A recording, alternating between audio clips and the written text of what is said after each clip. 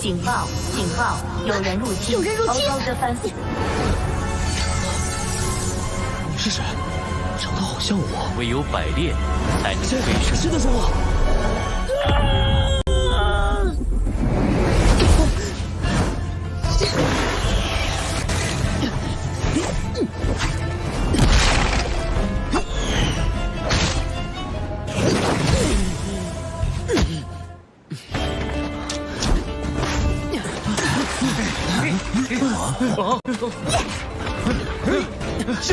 ！Oke, kembali lagi bersama Bang Jago. Seperti biasa, admin selalu mendoakan kalian semoga selalu dalam keadaan sehat dan dalam kondisi terbaik. Di video kali ini admin akan mencoba rekap donghua baru lagi guys, yang berjudul Bai Lian Pei Seng.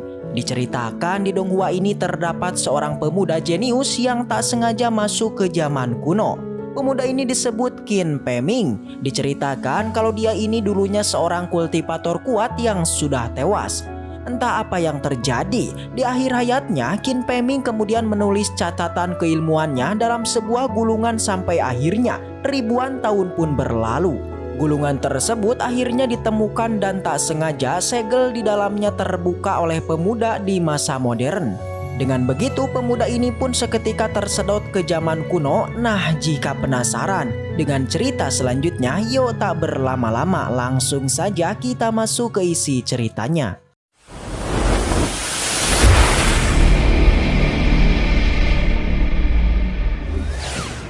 Cerita dimulai dengan berlatar di zaman modern. Diceritakan di zaman ini telah ditemukan berbagai artefak yang sangat banyak pada sebuah pegunungan yang salah satunya berupa buku kuno hingga sebuah tungku. Menurut penyiar berita, setelah dilakukan penelitian, kumpulan artefak ini disinyalir memiliki hubungan dengan sebuah metode kultivasi di zaman kuno. Bahkan saking misteriusnya kumpulan artefak ini, penyiar berita memperkirakan kalau ini semua merupakan senjata yang sangat ganas. Di saat berita ini tengah diumumkan, kita juga melihat seorang pria yang nampaknya sangat tertarik dengan semua artefak ini. Kelincahannya disertai dengan alat yang mumpuni, ia kemudian mencoba untuk menemukan artefak tersebut. Diketahui buku kuno yang telah ditemukan ternyata dicatat oleh seseorang bernama Qin Pe Ming. Tapi penelitian tiba-tiba terhenti dikala terdengar alarm berbahaya yang mengharuskan semua orang di tempat itu harus segera keluar. Ya, itu semua merupakan ulah pria tadi yang saat ini telah berhasil masuk ke ruangan harta karun. Orang ini kita sebut saja Qin Pe Ming juga guys. Dirinya tentu merasa penasaran dengan semua artefak di tempat itu. Dengan itu ia pun tak basa-basi lagi lantas mencoba untuk mengambilnya, tapi tiba-tiba penghalang di tempat itu bereaksi hingga membuat tangannya memar dan mengeluarkan setetes darah. Tapi serangan sistem pelindung seketika berhenti, membuat ia pun bisa mengambil sebuah gulungan yang diinginkannya. Namun tak disangka di saat mengelus gulungan itu tiba-tiba gulungan itu pun bereaksi disertai dengan munculnya sebuah proyeksi gambar manusia mirip dengannya.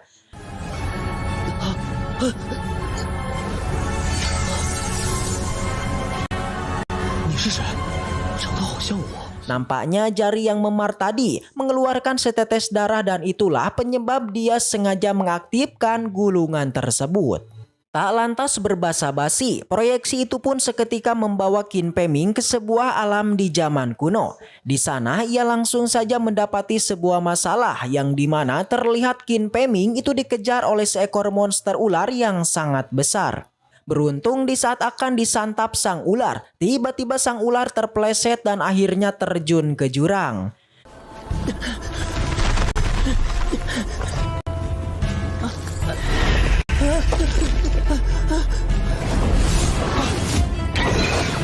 Tentu ia pun menjadi sangat senang, tapi apa yang terjadi? Ya, dirinya malah ikut dengan ular itu. Waduh. Tapi beruntung Qin Pe Ming tersangkut pada sebuah akar pohon dan di sana ia juga melihat adanya benda yang bercahaya. Qin Peming yang melihatnya jelas merasa penasaran dan mencoba untuk mengambilnya dan memakannya. Awalnya Qin Peming masih terlihat biasa saja, tapi beberapa waktu setelah memakan benda itu, tiba-tiba ia pun mulai bereaksi dan muncullah sebuah ledakan energi daripada tubuhnya.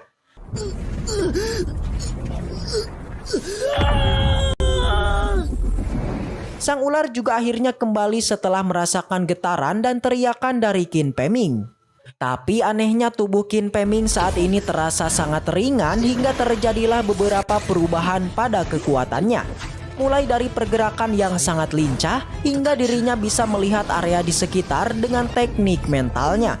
Tapi nampaknya ia sendiri masih belum percaya dengan kekuatan aneh pada tubuhnya ini. Demi untuk meyakinkan itu semua, lantas ia pun mencoba untuk bertarung dengan ular itu. Dan ternyata memanglah benar, kekuatan pada tubuhnya seketika meningkat pesat. Hingga dalam sekejap ia pun mampu menumbangkan sang ular. Setelah menghabisinya tentu ia pun mengambil inti monster pada tubuh sang ular. Tepatnya di saat ini tiba-tiba ia mendengar suara mengobrol di area itu. Ternyata itu bersumber dari dua orang perempuan yang juga memiliki niatan untuk menangkap ular besar yang dikalahkan Qin Peming. Pergerakan pertama, mereka berniat memindai posisi ular itu dengan sebuah tungku yang terlihat aneh. Tapi entah apa yang terjadi guys, tiba-tiba tungku ini mendadak rusak dikala merasakan sebuah benda yang ada pada Qin Peming.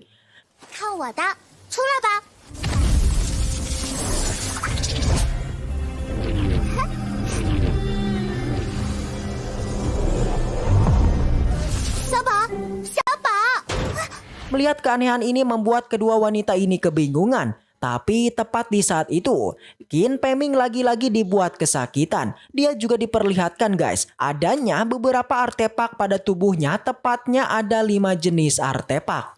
Di saat ini Qin Peming masih belum tahu terkait artefak tersebut.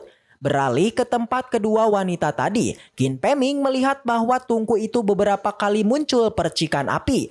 Dia tahu kalau tak lama lagi tungku di sana akan meledak. Dengan itu tak berbasa-basi, ia pun langsung berlari dan menyelamatkan salah satu wanita di sana.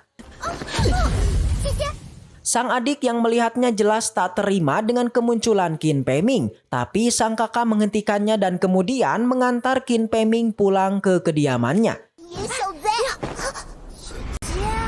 Singkat cerita, Qin Peming pun bangkit dan mendapati seorang kakek tua yang kini tengah disiksa. Melihat itu, jelas ia pun tak terima dan mencoba untuk melawan mereka.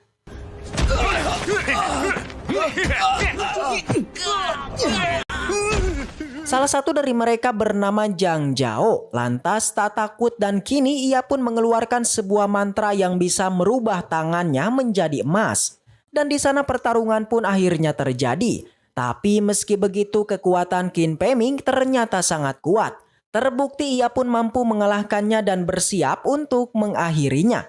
Tapi si kakek kemudian menghentikannya dan langsung memberikan tentang apa yang diinginkan oleh mereka, yaitu empedu ular yang sebelumnya dibawa oleh Qin Peming. Setelah mendapatkannya, orang-orang ini pun langsung kabur dan pergi dari tempat ini.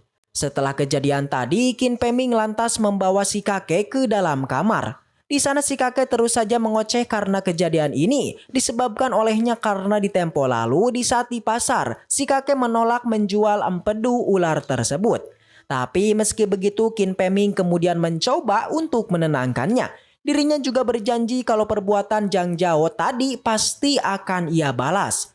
Tapi hal itu tak jadi ia lakukan karena si kakek kemudian menghentikannya dan mengatakan beberapa alasan tentang kehidupannya yang layaknya bagaikan semut.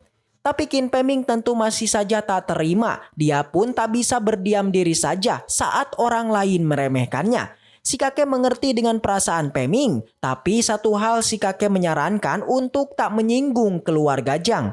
Karena diketahui para anggota keluarga Zhang dirumorkan berlatih di dalam sebuah sekte tertentu di keluarga keabadian.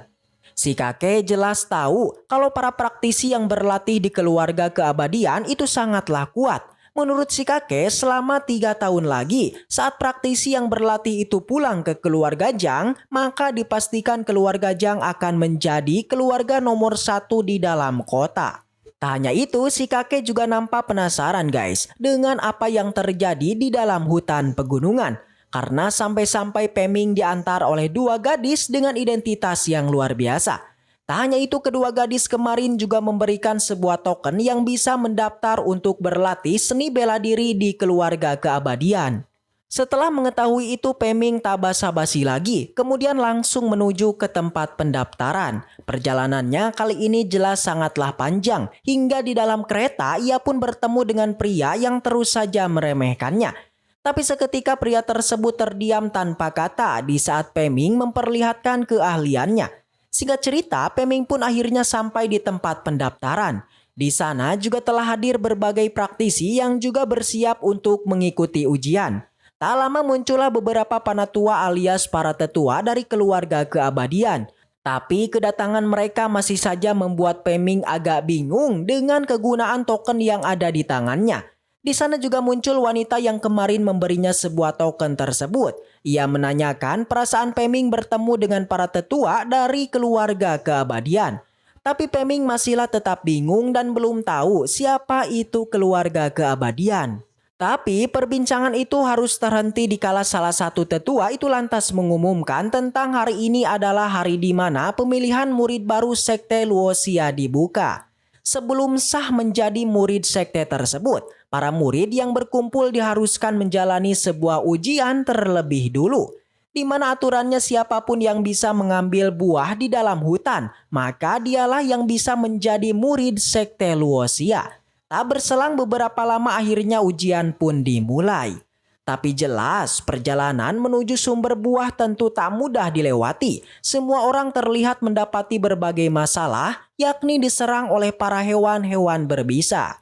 Sama halnya dengan Peming, di sana ia juga merasa kalau semua ular di tempat ini memang sulit dihindari. Tapi meski begitu ia harus berjuang untuk mendapatkan buah di sana agar bisa masuk ke sekte Luoxia.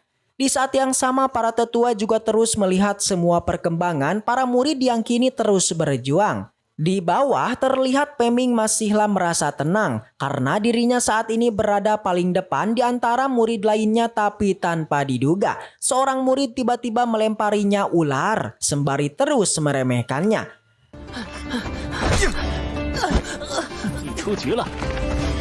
Setengah perjalanan telah mereka lalui, langsung saja salah satu tetua memberikan selamat pada tetua Han karena putranya dipastikan bisa masuk ke sekte Luoxia. Tapi selain itu salah satu tetua kemudian menyayangkan terhadap Peming yang menurutnya adalah murid jenius yang kali ini sudahlah berakhir. Tapi ujian ini belumlah usai. Peming dengan kekuatannya kemudian kembali berlari sembari mengeluarkan aura yang seketika sang tetua yang melihatnya menjadi kaget. Karena kekuatan yang dikeluarkan Peming ternyata tak bisa dibaca sang tetua. Membuat ia pun berasumsi kalau apa yang ditampilkannya itu adalah teknik spesial. Di mana diketahui siapapun yang memiliki teknik spesial maka dipastikan praktisi tersebut bukanlah praktisi biasa. Tapi sayang menurut salah satu tetua teknik tersebut sekarang sudah langka. Yang bahkan sudah 100 tahun lebih dari keluarganya yang belum muncul praktisi dengan kekuatan itu. Tentu dari apa yang kini diperbincangkan, tetua pertama mengira kalau di antara murid ini dipastikan ada yang mulai membangkitkannya.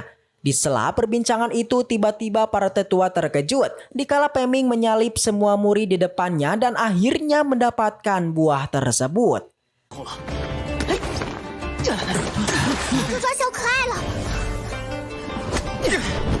Jelas 10 orang telah terpilih dan mereka pun dibawa ke sekte Luoxia.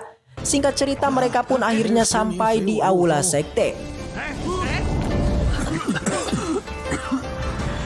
Semua orang jelas merasa kaget dengan keberadaan mereka saat ini. Yang dalam sekejap 10 murid berpindah dari pegunungan ke sekte Luoxia. Di sana menurut tetua pertama sebelum para murid disahkan menjadi muridnya maka ada satu lagi tahapan yang harus dilalui masing-masing murid. Yang itu adalah ujian bakat para murid. Satu persatu para murid mulai mengetes bakat masing-masing. Sampai akhirnya seorang wanita mungil itu seketika menggemparkan semua orang dengan bakat bawaannya yang luar biasa. Dan di sana, waduh, bersambung. Baiklah, mungkin segitu aja untuk pembahasan kali ini. Dan semoga kita selalu diberikan kesehatan untuk mengawal Donghua ini. Dan sampai jumpa di video selanjutnya. See you next time, and seperti biasa, salam para jagoan.